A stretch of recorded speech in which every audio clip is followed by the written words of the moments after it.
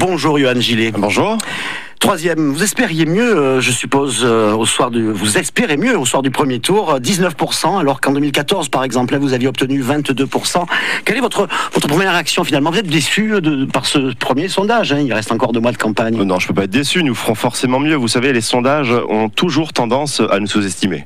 Systématiquement, vous regardez tous les sondages qui ont pu avoir lieu ces dernières années, ça a été toujours le cas pour le Rassemblement National, où nous sommes systématiquement sous-estimés. Donc je ne suis pas du tout inquiet, loin de là. Je pense que dans ce sondage, Jean-Paul Fournier est largement surestimé, que nous le sommes largement sous-estimés.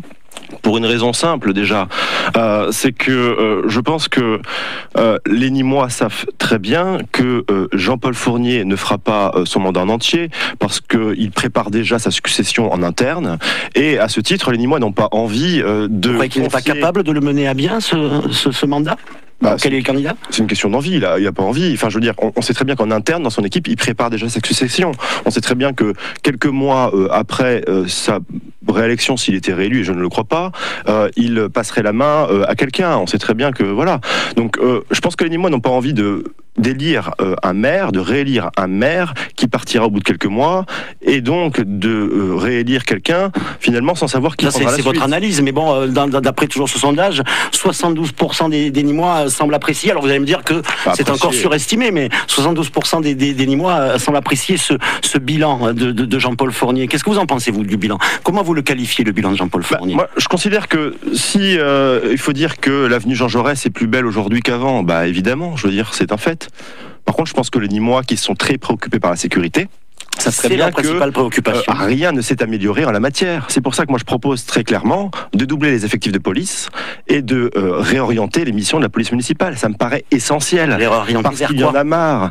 Réorienter vers la lutte contre la délinquance et arrêter avec une police municipale qui a comme mission principale de mettre des amendes à ceux qui mettent pas leur ceinture ou qui téléphonent au volant. Voilà. Moi je veux très clairement que la police municipale elle agisse concrètement. Je veux que la peur change de camp. Il y en a marre aujourd'hui que les Nîmoises et les Nîmois aient peur de sortir parce qu'on a un nombre de racailles pas possible dans cette ville. Je pense qu'il faut vraiment inverser la tendance et qu'il faut mettre la pression sur les racailles et la lutte contre la délinquance. Vous jouez sur les peurs, encore une fois, ça c'est vrai que c'est un discours très ancien du Rassemblement National. Pas sur la peur, vous savez, c'est une réalité. Vous pensez vraiment que les Nîmois ont peur quotidiennement de sortir dans les rues? Je pense, mais en plus votre sondage le montre, puisque la préoccupation numéro 1 pour les Nîmois dans ce sondage, c'est la sécurité. C'est très clair, oui, les Nîmois ont peur, les agressions sont quotidiennes, sont par dizaines, les gens ont peur de sortir, les personnes âgées, moi que je rencontre aujourd'hui, elles n'osent même plus venir en centre-ville parce qu'elles ont peur. Il y en a marre de tout ça. Dans les quartiers, il y a des zones entières de non-droit où la police ne peut même plus rentrer, où les médecins doivent se faire accompagner par la police, où les pompiers se font caillasser, où les bus se font caillasser. Je pense que les Nîmois en ont marre. Ils savent très bien qu'avec un maire du Rassemblement National, les choses changeront. Ils voient ce qui se passe à Beaucaire. Moins 49% de vols avec violence, moins 48% de cambriolage. Voilà, quand on agit, ça marche. Beaucaire et Nîmes sont deux villes pas vraiment comparables, cela dit.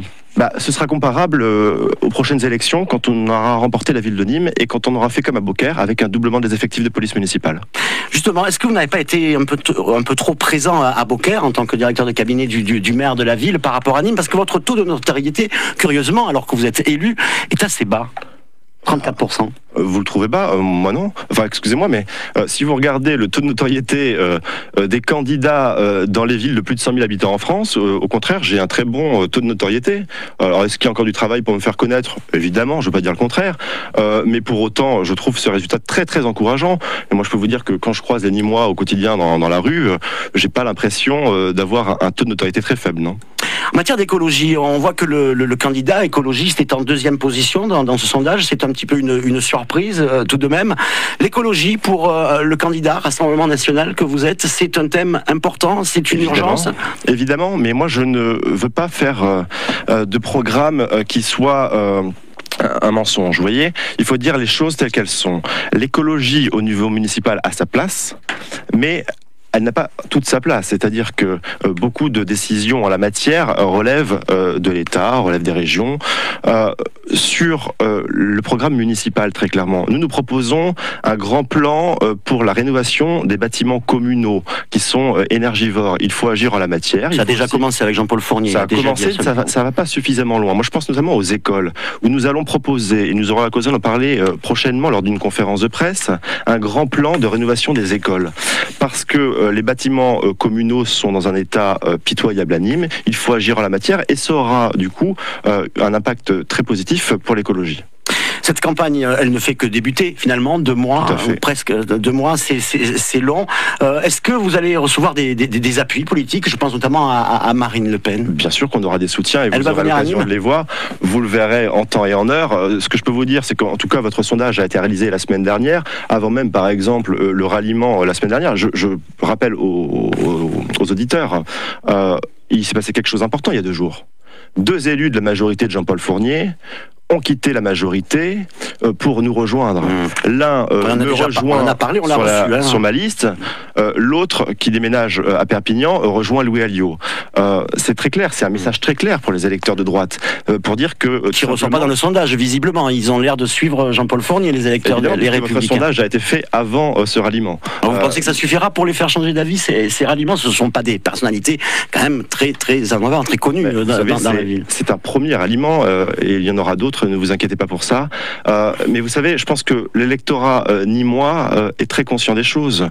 Jean-Paul Fournier prend un virage à gauche. Il l'assume. Après tout, c'est sa décision. Tant mieux pour lui. Il va avoir sur sa liste, comme Yvan Lachaud, comme David Tabib, des gens de la République En Marche sur sa liste.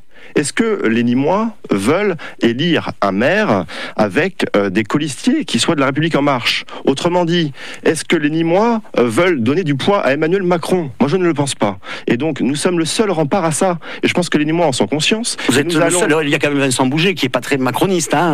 Oui, d'accord. Je ne suis pas sûr que les Nîmois aient très envie de communistes à la tête de la ville de Nîmes. On sait très bien les méfaits du communisme. Je pense que voilà, aujourd'hui, le communisme, c'est le passé. Il faut dire les choses très clairement. Je pense que l'avenir, c'est vers le Rassemblement national. Et je pense que les Nîmois en sont conscients. Donc, je ne suis pas du tout inquiet. Je suis très optimiste. Et je le dis aux Nîmoises et aux Nîmois, si vous voulez changer les choses, si vous voulez que la ville bouge, si vous voulez plus de sécurité, plus de développement économique, tournez-vous vers les candidats du Rassemblement national. Et ici, à Nîmes, tournez-vous vers ma candidature.